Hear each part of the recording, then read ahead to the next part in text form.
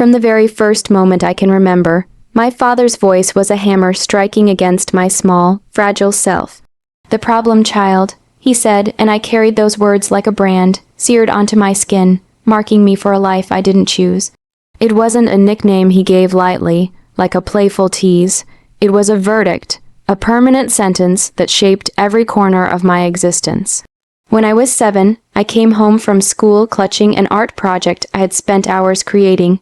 My father barely glanced at it before throwing it onto the kitchen counter. "Why do you always ruin everything you touch?" he barked. Tears blurred my vision as I scrambled to pick up the scattered pieces of my drawing, my small hands trembling. That night, as I lay in bed, I whispered into the darkness, "Am I really the problem child? Or am I just not enough?" School wasn't a refuge either. Teachers would sometimes offer faint praise, but it never lasted. I learned quickly that success was temporary, fragile, and meaningless if my father could tear it down with a single sentence. My classmates sensed it too. Whispers followed me through hallways, shadows of the judgment I had grown up with. Every achievement I had, every attempt at kindness or courage, seemed to vanish under his condemnation. Even my mother, gentle and soft-spoken, could not shield me. She loved me in her quiet way, but fear kept her silent. I would catch her glancing at me with sorrow in her eyes, lips pressed tight, as if she wanted to say something, anything to protect me, but couldn't. And so I learned early that love could be silent, and silence could hurt just as much as words. By the time I reached my teenage years, the label had become a second skin. I stopped asking questions in class, stopped trying to please, and stopped believing that my voice mattered. My father's words echoed in my head constantly. The problem child, the one who ruins everything.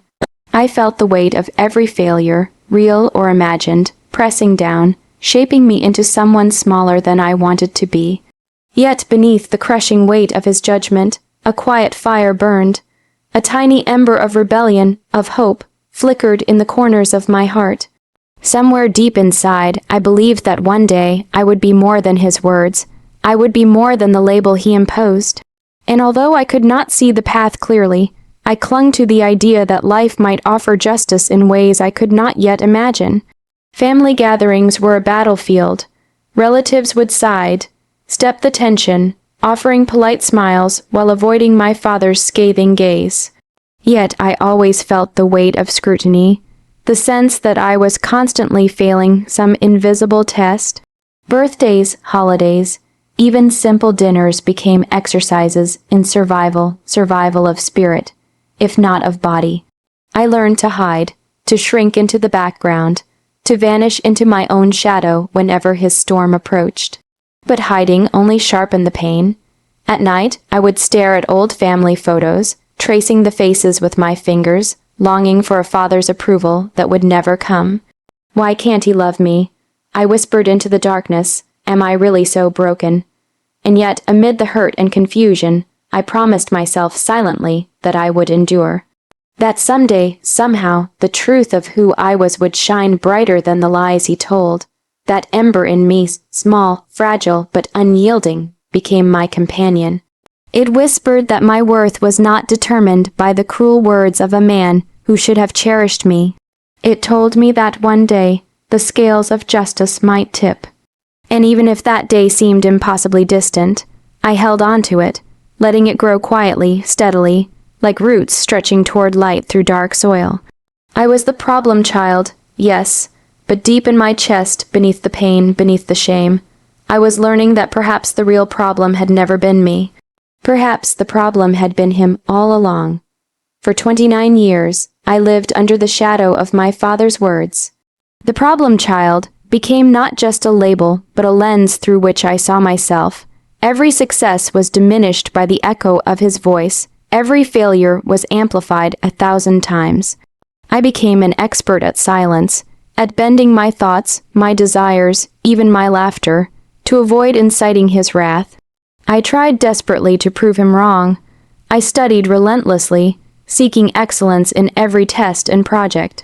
I chased accolades and awards, hoping that someday he might look at me and say, "You are not a problem." Yet the words never came.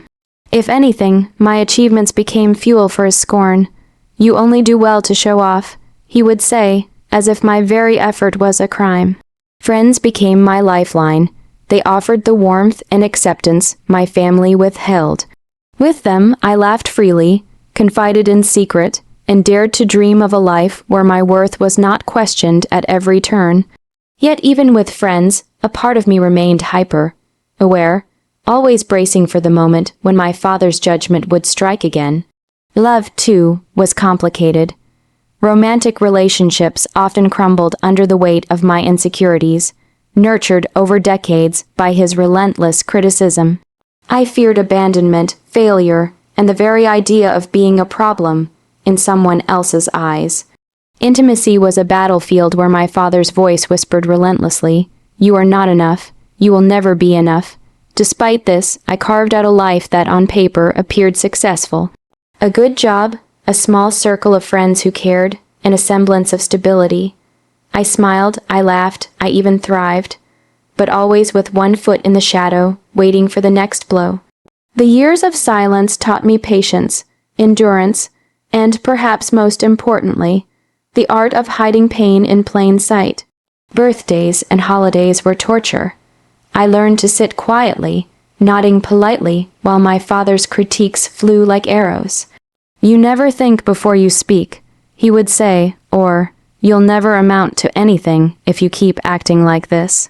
And I would swallow the sting, smile weakly, and retreat into myself, counting the moments until I could escape back into the sanctuary of solitude. Late at night, when the house was still and the world had gone quiet, I would sit alone, staring at the ceiling, tracing imaginary lines of escape in the shadows. My mind replayed every word, every glance, every accusation. Why me? I would ask the dark. What did I do to deserve this? What did I ever do wrong? And yet, amidst the hurt, something resilient began to grow. I realized slowly that his power over me was limited to the words he spoke, the home he controlled, and the past I had endured. But my life, my choices, my accomplishments, my dreams, belonged to me. Even if he refused to see my worth, I could cultivate it quietly, like a garden in secret, nourished by determination rather than approval. During these years, I discovered that survival was not just physical but emotional. Every smile I forced, every laugh I faked, every compliment I received from friends became armor. I learned to protect myself, to fortify the fragile parts of my spirit that he had so often tried to break. And through this, a subtle but powerful truth emerged. The man who had called me worthless for decades could never take my life, my achievements, or my essence from me. Yet the ember of resentment, long smoldering beneath the ashes of my pain, continued to burn. I did not yet know how or when it would flare into action, but the thought of one day revealing the truth to him lingered, growing stronger with each passing year. For now, though, I remained patient, careful, enduring. I was silent, yes. I was wounded, yes. But I was also learning, shaping, growing into someone unrecognizable to the father who had spent a lifetime defining me as the problem. And in that quiet endurance, a plan, vague, half-formed, yet undeniably present, was beginning to take root. The years of silence were not empty. They were preparation. It arrived on an ordinary Tuesday, unassuming and quiet, like any other day, yet it would shatter the foundation of everything I thought I knew. The letter sat on the kitchen table, folded neatly, with my mother's familiar handwriting across the front. My heart skipped a beat, a mix of curiosity and dread as I picked it up. For decades, I had carried a heavy burden, one that was not mine to bear. My father had labeled me the problem child, with relentless consistency, using it as a weapon to control, belittle, and humiliate me. I had endured every insult, every accusation, every whispered judgment, believing it was the truth. And yet, this small envelope hinted that the universe might finally offer an answer, one that could unravel the carefully constructed narrative of my life. I tore it open with trembling fingers. Inside were the results of a DNA test, something my mother had quietly arranged, a secret she had kept for years, waiting for the right moment. I didn't know what I expected, perhaps some validation, perhaps reassurance that my suffering was real, but the truth hit me like a lightning bolt. My father was not biologically related to me. I stared at the numbers and charts, my mind struggling to comprehend. Not my father. Not the man who had dictated my worth for 29 years. The very man who had molded my self-image, who had punished me for imagined flaws, who had used his own bitterness as a measure of my value. It had all been based on a lie. For a long moment, I felt nothing but disbelief. Then came the surge of emotions I could hardly contain. Anger, sorrow, and an almost intoxicating relief all rolled into one. Rage boiled in my chest, hot and raw, as I realized the depth of the betrayal. My life, my identity, had been defined by a man who had no claim to it whatsoever. And yet, beneath the fury, a strange sweetness stirred the knowledge that I had been wronged. But I now held the undeniable truth. Tears blurred my vision as I sank into a chair, holding the paper like a talisman. Memories flooded in every insult, every unfair punishment, every night spent staring at the ceiling, questioning my worth. It had never been me. I had never been the problem. For nearly 3 decades, I had carried shame that belonged to someone else, a burden that was never mine to bear. The world suddenly felt different. The air in the room seemed lighter, and the weight I had carried for so long began to shift. I realized with a strange clarity that this revelation changed everything. My father's power over me, built over years of fear and manipulation, was gone. He could no longer define me, belittle me, or dictate my story. The truth was now mine, and mine alone. But with that clarity came a new feeling, the urge for justice, for acknowledgement, for a reckoning. Not in a way that would humiliate or destroy him, though part of me imagined the satisfaction of seeing him face the truth, but in a way that would honor the life I had lived, the years I had endured, and the resilience I had cultivated. I realized that my revenge would not be petty. It would be sweet, quiet, and undeniable, a life lived fully, a story reclaimed, a truth revealed. I folded the results carefully and held them close.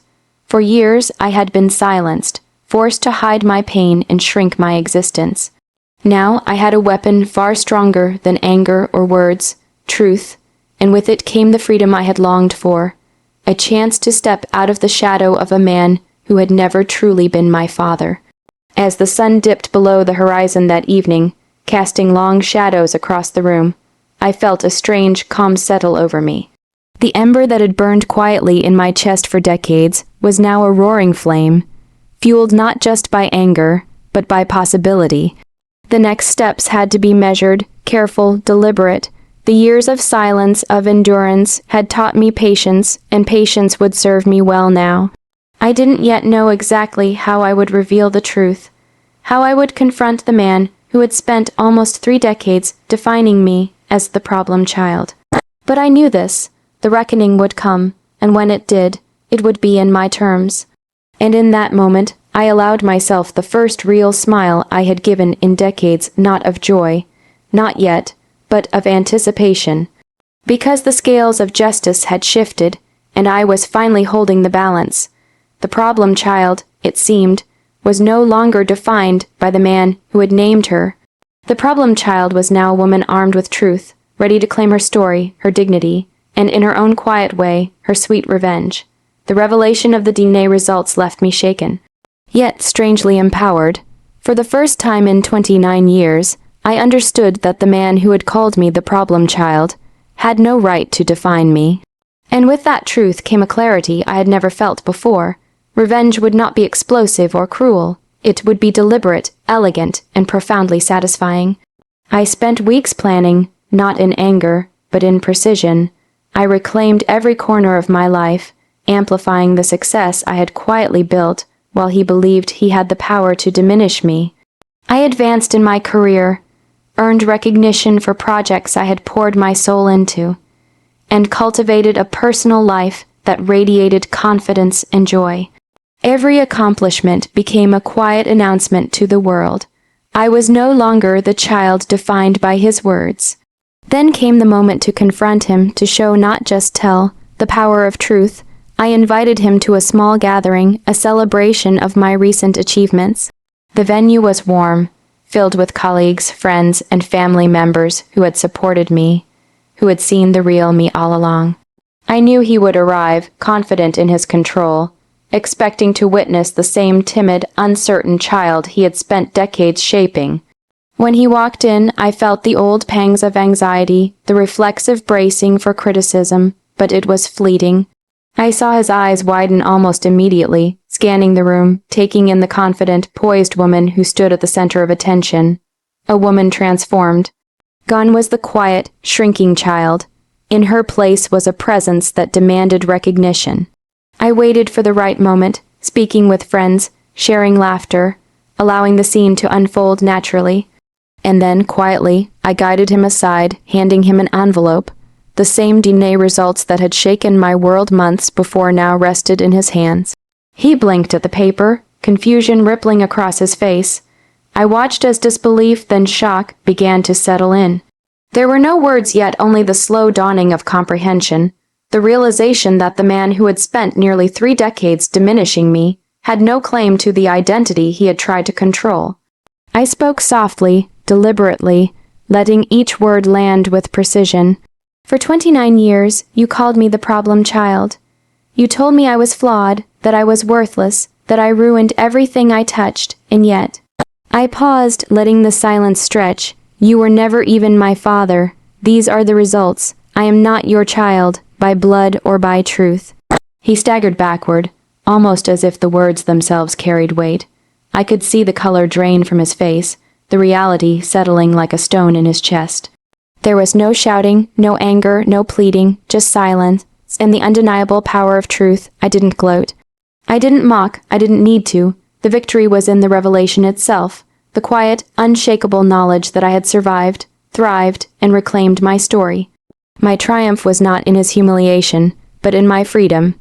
As I turned away, walking back to the circle of friends who had always believed in me, I felt a lightness I had never known.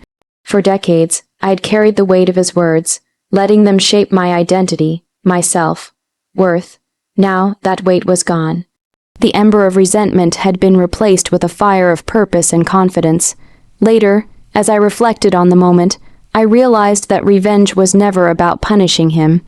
It was about claiming my own life, my own happiness, and my own narrative. For 29 years, I had been forced into a role not of my making. Now I had stepped into a life of my own choosing, a life defined not by criticism or cruelty, but by truth, strength, and dignity.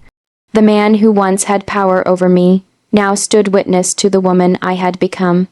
He had spent a lifetime calling me a problem, never realizing that the problem was never me. It was him, and the lie he built.